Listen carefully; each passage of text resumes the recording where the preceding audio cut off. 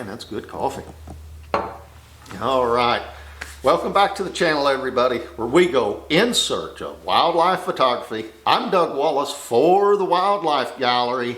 Today I want to talk about just some pro wildlife photography tips, but from the viewpoint of an amateur photographer that's only been doing it for about 8 months, myself. And if you'll stay to the end, I'm going to share with you the #1 tip I believe will help you elevate your wildlife photography images to the next level. And the good thing about this tip here is if you have a modern day camera, you have the ability to do or use this, and it won't matter whether you have a DSLR or a mirrorless camera. But before we get into that, I would also just like to talk about what do you love or like about wildlife photography. If you would, in the comments below, let me know what wildlife photography does or means to you. I can tell you for me it proves that a snapshot in time actually existed, and something that I was able to bear witness to, I can now show to somebody else that that moment in time, that very split second in time actually existed. And if I wasn't there with my camera, it'd be a whole lot like a fisherman's tale, right? Every fish I caught was this big, but he got away. Well, with my camera, my R5 and my setup, I can prove to somebody that that special moment in time actually existed. And if it wasn't for me there with my camera, did it really exist? Kind of like, you know, that the old adage, if a tree falls in the timber with nobody around, does it make a sound? Well, if I'm there with my Canon R5, I can prove that it indeed did fall and made quite the sound while it was doing it. So for me, that's what wildlife photography means. I'm able to share with others those very special moments in time actually existed, and if I wasn't there, no way to prove it. Anyways, again, in the comments below, let me know what wildlife photography means to you. And then also, before I kind of get into the other stuff, I'm not really good at teaching somebody some technical stuff of a camera. So in the description below, I'm going to leave the link to 5 different channels that I would suggest that if you're getting into wildlife photography, that you give these channels a listen. If you're looking for technical stuff, that I can vouch for these channels. I don't know these guys at all personally.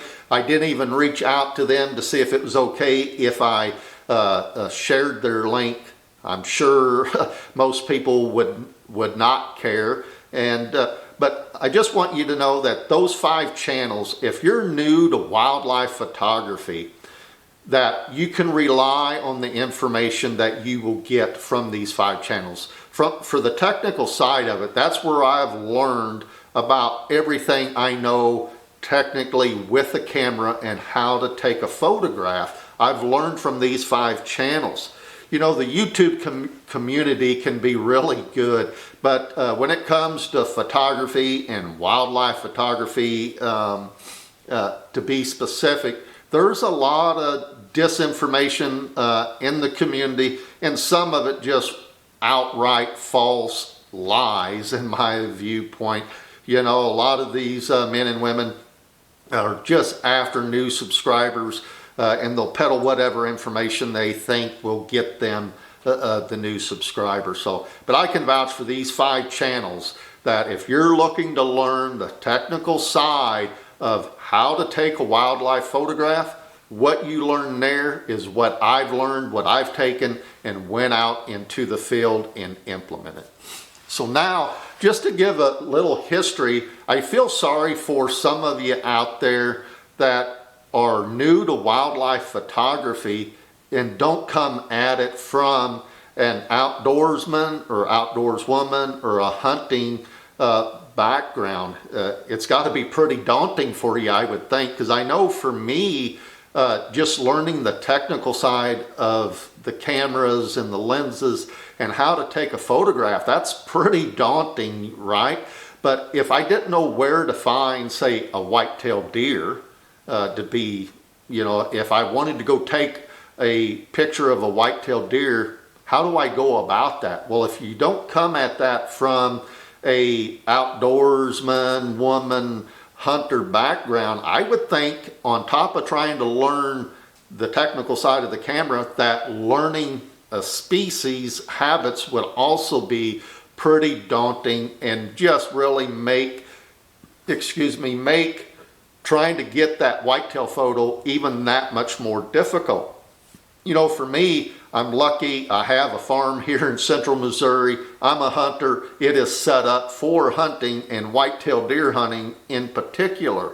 So me going out and finding where a whitetail deer would be, even if I didn't have my own farm, is a no-brainer for me. I wouldn't even think twice about that because I've done that already.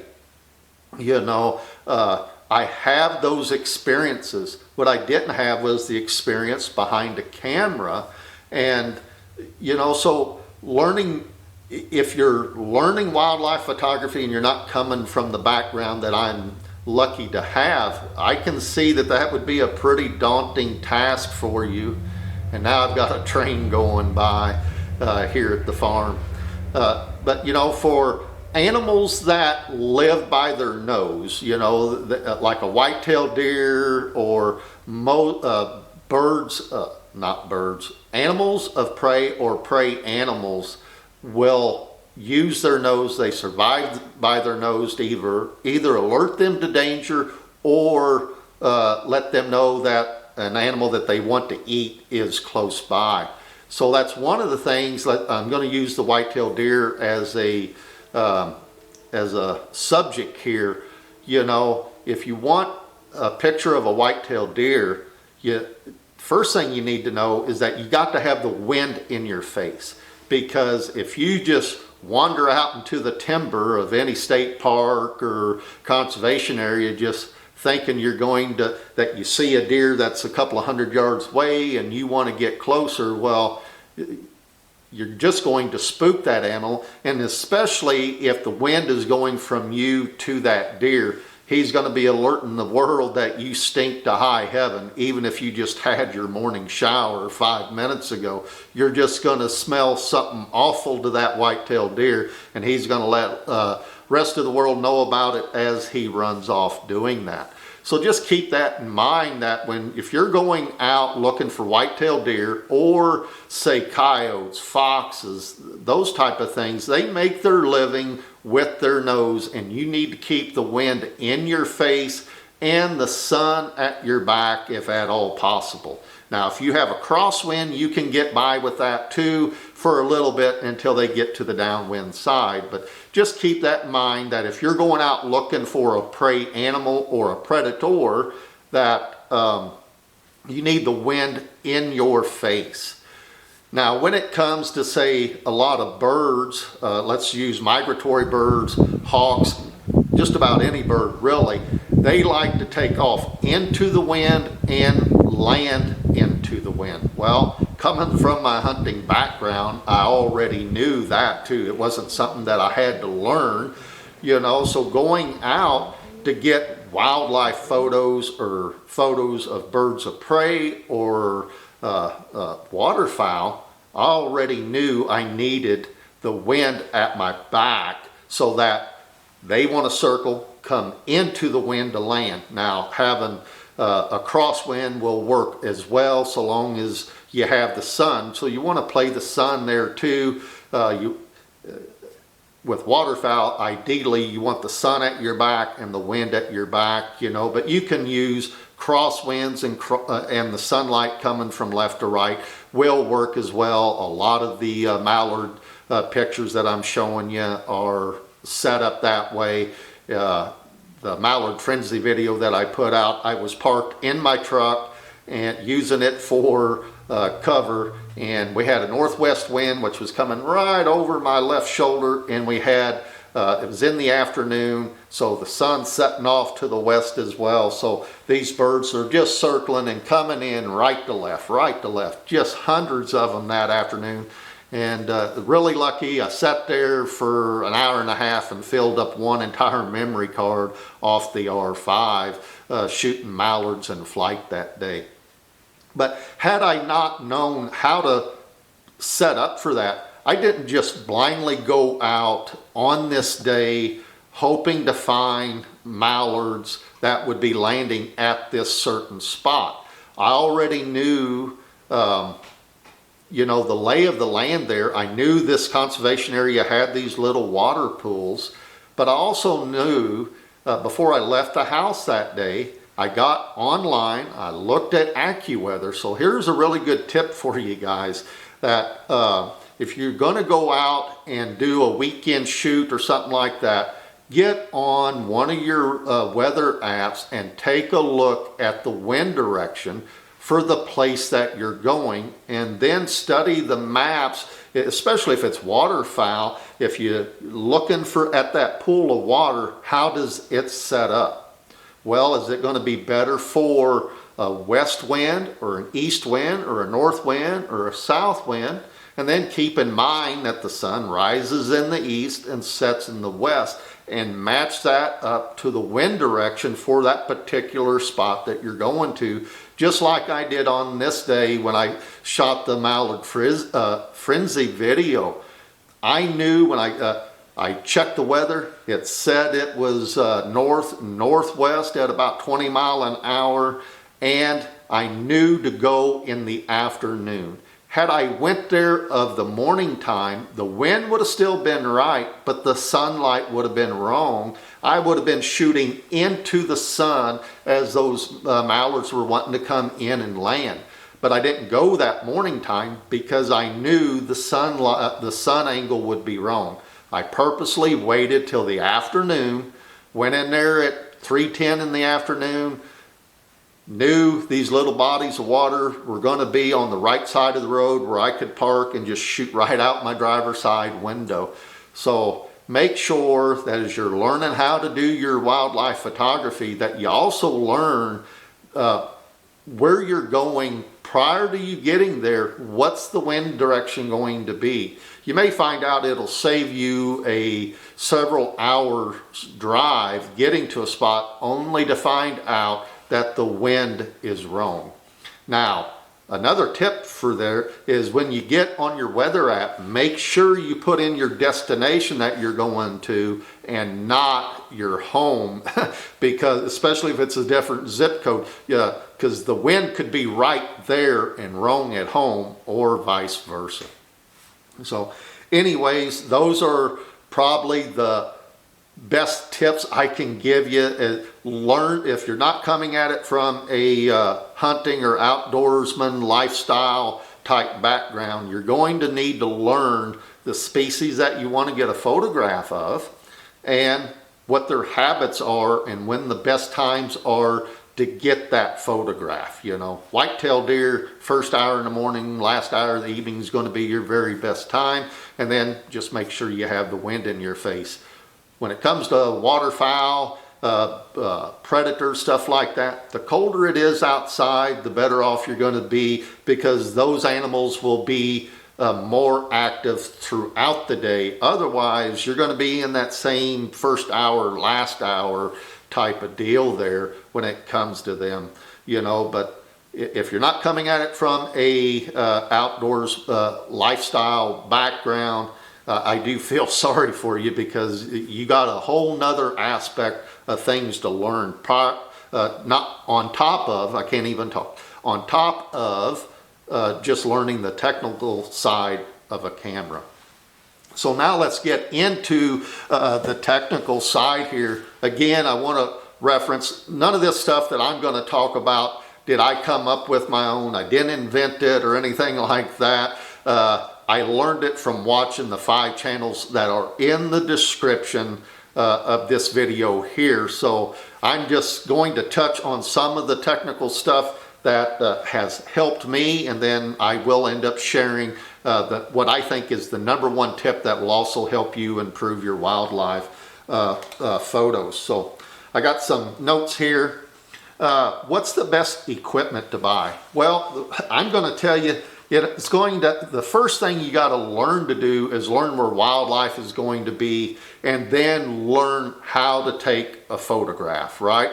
So it's not going to matter if you have a 90D that I'm filming on now, or a Canon R5 that I currently take all my stills with. If you have bad habits and you don't break them first, moving up in equipment is not going to solve anything for you. Now, I will say this, the better your equipment that you can afford to purchase, the better off you're going to be. It's just going to elevate your game. If you think about anything else in life, things that cost more typically produce a better result. Now, again, if you're going to shoot, with the wind at your back for white-tailed deer, it's not going to matter what kind of camera gear you have. You could have a $100,000 camera and a $100,000 lens, and all you're going to end up are butt shots of white-tailed deer running away from you, and it's going to be at a pretty high rate of speed. So learn to shoot with whatever it is that you can afford to buy. If your top of the line camera that you can afford is a Canon 90D, there's no shame in that. Buy the best gear you can afford to buy. Don't go borrowing a bunch of money that is going to make it hard for you to repay to go out and enjoy a hobby. You just simply won't enjoy it, I wouldn't think, if you're worried about making a payment on something. But the better equipment, especially for wildlife photography, you're just going to end up with a better result, but it's not going to solve bad habits for you. So you still got to learn the technical side. And I have a friend of mine that says this saying all the time: when it comes to experience, you cannot shortcut experience. 10 years of experience takes how long? Takes 10 years. So enjoy the process of learning to do wildlife photography. We all want to get better, quicker all the time, and that's kind of what this video is about. I'm just sharing with you some tips that I think are the best tips. There's lots of others, but these tips here are going to shorten that learning curve up for you. But just remember, if you got to break bad habits to help elevate your game as well. So what shooting mode is best? Well, that's going to be photographer dependent, but I can tell you from my side of it, 99% of the time I'm shooting in manual mode with auto ISO. I think this is the very best method to shoot. The last thing that I have to worry about is better ISO. I let the camera for the most part take care of that, but my final tip, I'm going to show you how that comes into play as well. But in manual with auto ISO, you're able to set whatever the shutter speed is that you're wanting for whatever species you're after. You're able to set your f-stop and then just let the camera float the ISO. So that's the mode that I shoot, but there's plenty of other modes out there. So go learn all the shooting modes. You can find those out in the channels that I've shared in the description there. But I can tell you this, the majority, 95% of the people that do wildlife photography will shoot in manual mode, and they're either doing fully manual where they're controlling all 3 settings, or they're doing manual with auto ISO. But my final tip is I'm going to show you how you can use auto ISO and still make it where you're able to adjust it on the fly. But anyways, let's get back to this. The other thing is, most of the time you're going to want to get eye level with your subject. That's going to just present you with the best type of picture there, the most pleasing picture. You're not looking down or looking up. We don't want extreme angles naturally, so make sure you get eye level there. One thing you can do, if you don't know how to find or don't have ground of your own to hunt on or to have white-tailed deer on, if you have a place that you can go to, a lot of wildlife photographers do what I call staging, right? So let's say you're looking to get a picture of a coyote. Well, you could find a roadkill deer, pick it up, take it out, stake it in a field, put a pop-up blind or hide on the upwind side of it and sitting there, and you're going to be able to get hawks, eagles, that'll fly down. They'll feed on that carcass. You'll get possums. You may even get your neighbor's dog, but you could also end up with a bobcat or a fox or a coyote coming in to feed on that, you know. So that's one thing you could do. I'm not advocating that you do that. I'm just saying that if you don't have your own places, I do know a lot of wildlife photographers. That's the only way they get photographs at all. They are staging the scene for them to get that photograph. Me, I kind of like to do the run and gun style. I do a lot of road hunting with my Canon R5. You know, I've got, be a different topic and a different video on how I go about doing that. There's a lot of things you got to take into account. But one thing, you can hunt from a vehicle with your camera equipment and you're not going to get a ticket for it there, you know. So, but I don't do that, but I will do that occasionally for birds, and I've put a video out on that. I put a perch in the ground here at the farm, and I threw bird seed and stuff around that for about 10 days there, and I think I went out 3 different times to get photographs of blue jays, woodpeckers, cardinals, that type of deal, where I could get closer photos of them. And then I just quit baiting that spot afterwards. For me, I don't want to habituate an animal to a spot where they quit going out and hunting on their own. Again, you can use staging areas or stage sites for wildlife photography, and I would tell you probably 90% of the people do that.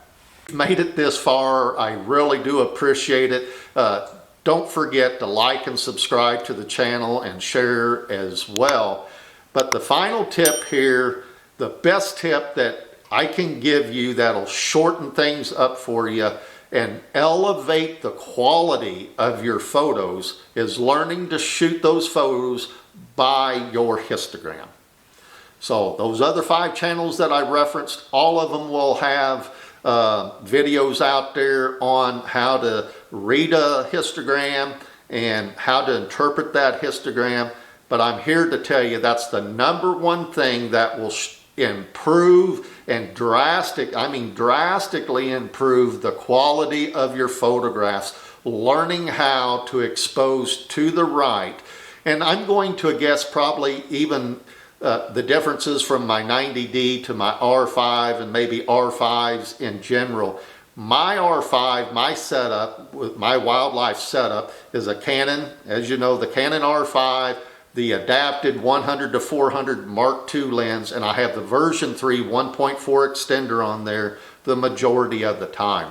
With my setup, if I expose to the right, from 1/3 of a stop to 2/3 of the stop to the right, produces the best image out of my setup. In fact, most of these mallard photos that I've shared with you and in the Mallard Frenzy video, the majority of those were at ISO 10,000.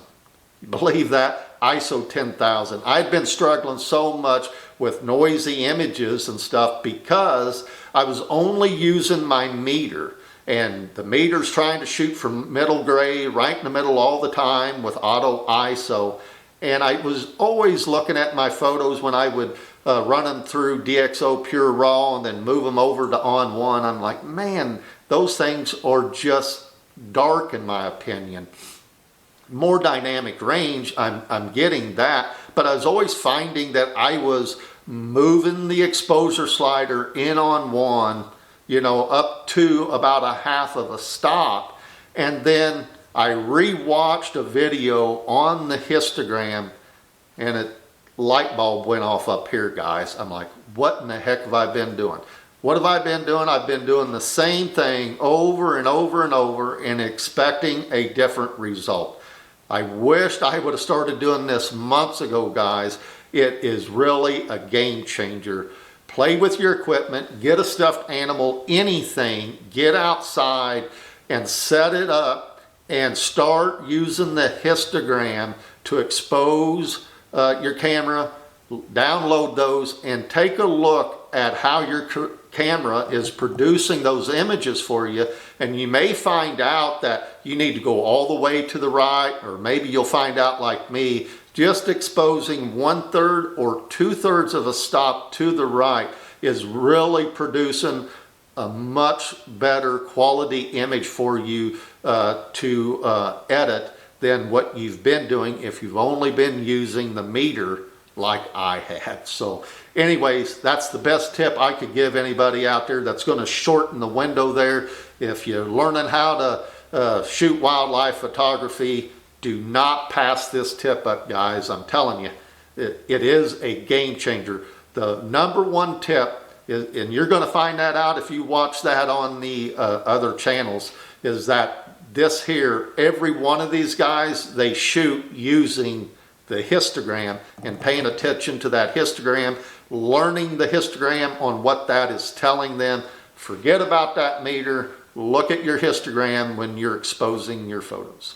Be safe while you're out there getting your wildlife photos or whatever other type of photography you do. That part doesn't matter. Doesn't matter what brand of equipment you're using or anything. Be safe while you're doing it. I'm positive somebody at home would like to see you again. I'll catch you all on the next one.